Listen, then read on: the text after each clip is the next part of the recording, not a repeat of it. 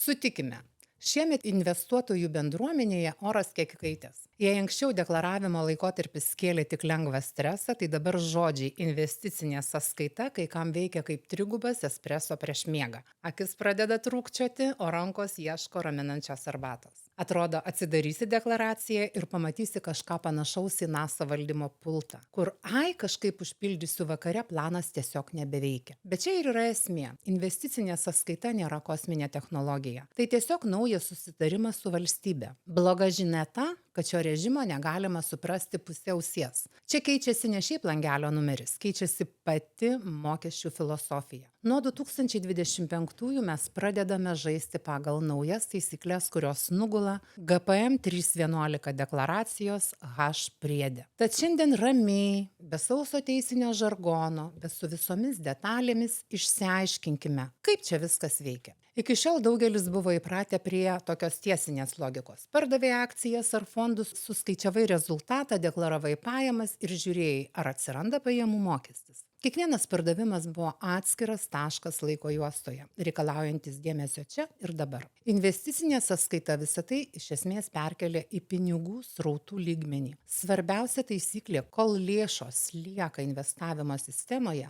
pats pardavimo faktas dar nebūtinai reiškia mokestinę prievolę. Mokestis atsiranda tik tada, kai iš sąskaitos išsiimamos lėšos viršyje visus atliktus įnašus. Tai yra sistemos ašis ir didysis grožis. Jeigu investuojam ilgam, jei portfelis nuolat auga, perbalansuojamas ir lėšos reinvestuojamos, šis režimas leidžia negaudyti kiekvieno judesio kaip atskiro mokestinio įvykio. Kol pinigai dirba sąskaitos viduje, mokesčių klausimas yra atidedamas ateičiai. Tai leidžia išnaudoti sudėtinių palūkanų galią maksimaliai, nes valstybei atiduodama dalis pinigų lieka sąskaitoje ir toliau generuoja grąžą. Būtina pabrėžti vieną dalyką. Investicinė sąskaita nėra privaloma. Tai pasirinkimo reikalas. Jeigu matai, kad sena deklaravimo tvarka yra priimtinesnė, niekas nedraudžia prie jos likti. Klausimas turi būti ne ar ši sąskaita gera, o ar ji gera konkrečiam žmogui, jo strategijai ir temperamentui. Vienam tai bus išsigelbėjimas nuo nuolatinio skaičiavimo, o kitam tiesiog papildomas biurokratinis sluoksnis, kurio jis nenori. Taip pat reikia nepamiršti, kad ne viskas, ką vadiname investicijomis, telpa po šios skėčių.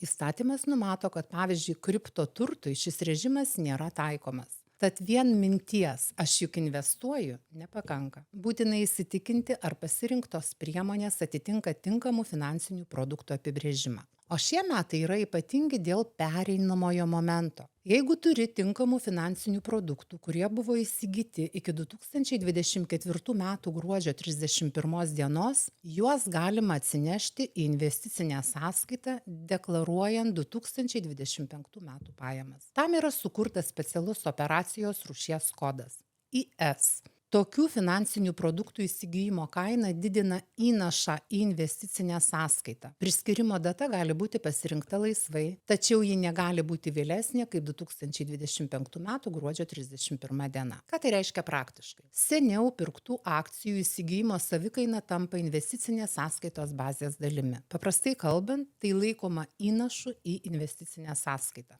Ši bazė vėliau tarnauja kaip skydas, išsiimant pinigus. Jie pirmiausiai lyginami su šia baze. Kol išsiimama suma neviršyje įnašų, mokesčių nėra. Tai kritinis žingsnis, kurį reikia atlikti deklaruojant 2025 metus, naudojant metinės deklaracijos H priedą. Jei šis žingsnis praleidžiamas, senos investicijos liks už režimo ribų ir bus apmokestinamos pagal senąją tvarką. Deklaracija daugam asocijuojasi su egzistenciniu nuovargiu, tačiau GPM 311 H priedas turi savo vidinę struktūrą, kurią perpratus viskas tampa aišku. Iš esmės ten yra dvi dalys. GPM 311 H pirmoje dalyje deklaruojamos pačios sąskaitos, kurias mokestiniu laikotarpiu naudoja investicijoms. Reikia nurodyti, kur sąskaita atidaryta, kokios įstaigos, jos duomenys, sąskaitos numeris ir kita informacija. Jei prie visų deklaruotų sąskaitų įrašoma investicinės sąskaitos deklaravimo pabaigos data, laikoma, kad tuo režimu nebesinaudoji. O GPM 311 H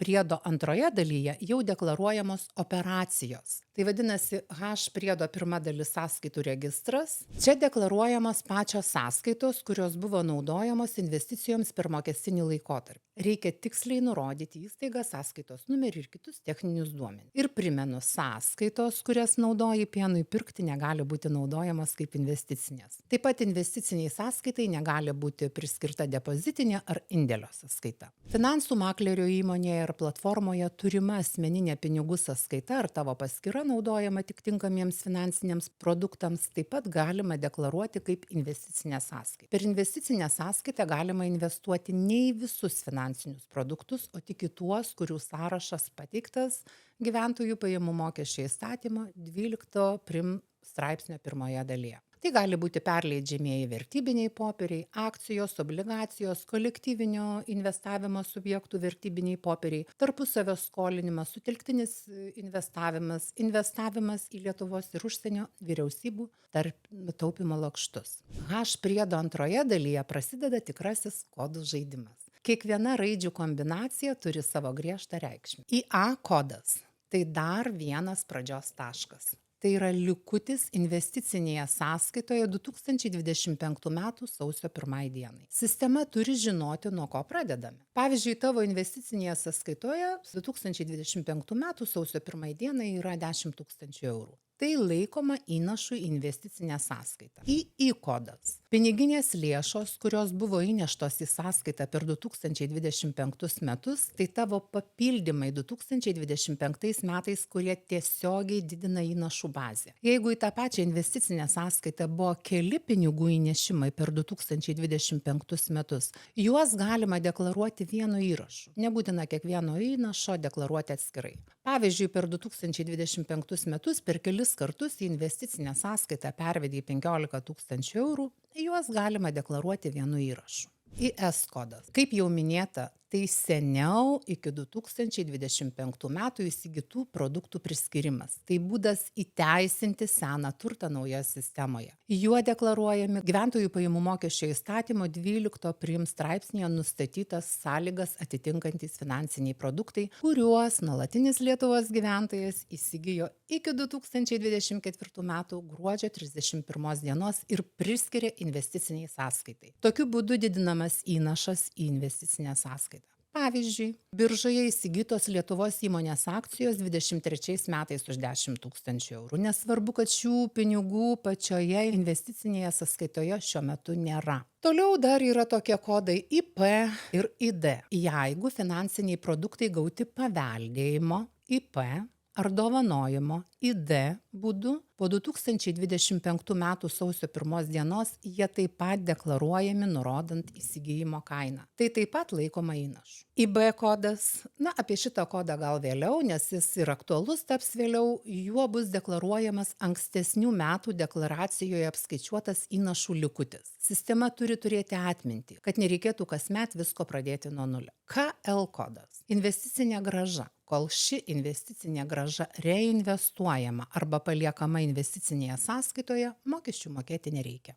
Jei gavote palūkanų investicinę sąskaitą, bet deklaracijoje jos jau įkeltos dalyje, pavyzdžiui 67 pajamų rūšies kodų, tuomet spauskite pieštuką, atsidariusiame lauke priskirkite gautas palūkanas investiciniai sąskaitai. Tokiu būdu duomenys iš dalies perkelsite į H dalį. Jei palūkanos gautos į paprastą sąskaitą, įnešamos į investicinę sąskaitą atskiru pavedimu po apmokestinimo pajamų mokesčių. Žinoma, jeigu toks taikomas. IV kodas. Į investicinę sąskaitą gauta dividendų suma. Iš investicijų į tinkamus investuoti finansinius produktus. Svarbiausias kodas išmokėjimams PP. Jo deklaruojamos lėšos, kurios palieka sąskaitą. Tačiau taisyklės numato išimtis. PP netaikomas, jei lėšos buvo panaudotos kitiems tinkamiems produktams pirkti, pervestos į kitą investicinę sąskaitą arba skirtos tiesioginėms išlaidoms, komisiniams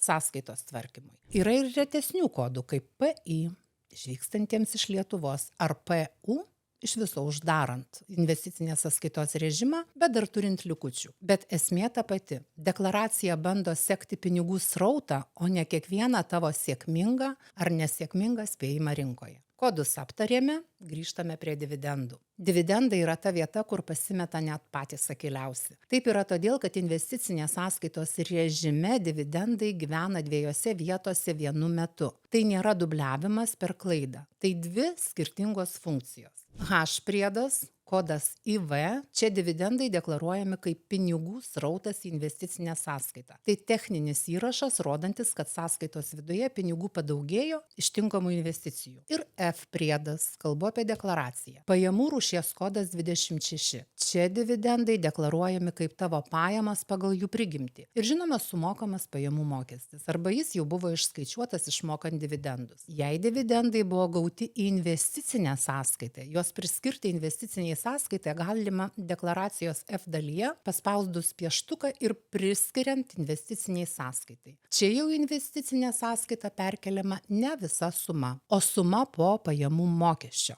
Tokiu atveju dividendai deklaracijoje bus matomi dviejose vietose F ir H dalyse. Tik H dalyje kaip įnašas į investicinę sąskaitą suma bus mažesnė. Tai reiškia, bus tokia suma po išskaičiuoto pajamų mokesčio. Dar kartą trumpai. Gauta dividendų suma deklaruojama GPM 311 deklaracijos F priede, įskaitant ir tuos, kurie gauti per investicinę sąskaitą. F priede būtina nurodyti sumą, išskaičiuotus mokesčius, valstybėje ir užsienyje sumokėtą mokestį. H priedas seka balansą, o F priedas seka pajamų tipą. Taip yra todėl, kad dividendams netaikomas investicinės sąskaitos režimas. Taip pat svarbu žinoti, kad jei gautos pardavimo pajamos KS kodas ar palūkanos KL kodas jau buvo apmokestintos Lietuvoje ar užsienyje, jos deklaruojamas tik H priedo antroje dalyje. Tai padeda išvengti beprasmio tų pačių duomenų perrašinėjimo į skirtingus priedus. Padarius visus aptartus veiksmus, susitikriname, ar duomenys yra teisingi. Investicinė sąskaita nepanaikina mokesčių prievolės. Ji tiesiog suteikia galimybę valdyti momentą, kada tie mokesčiai tampa aktualūs. Tai įrankis tiems, kas į investavimą žiūri kaip į aktyvų procesą, o ne į pasyvų stebėjimą. Šiemet svarbiausia užduotis nuspręsti, ar norima šiame režime matyti savo seniau turimas investicijas ir tinkamai panaudoti IS kodą, deklaruojant 2025. Jeigu kyla noras ne tik sausai pildyti deklaracijas, bet iš esmės geriau susigaudyti investavimo temoje, edukacija yra geriausias draugas. Todėl nuoširdžiai kviečiu peržiūrėti kolegų Financial Lithuanians turinį. Jų svetainėje fl.lt ir YouTube kanale rasi viską, nuo pradedančiųjų skilties iki išsamių webinarų bei instrukcijų. Visa medžiaga yra skirta edukaciniams tikslams, todėl padės išvengti brangių klaidų ir užtikrins ramybę deklaravimo laikotarpį. Investuokite protingai, deklaruokite užtikrintai ir tegul mokesčių klausimai būna tik malonus sėkmingo uždarbio šalutinis poveikis. Iki susitikimų.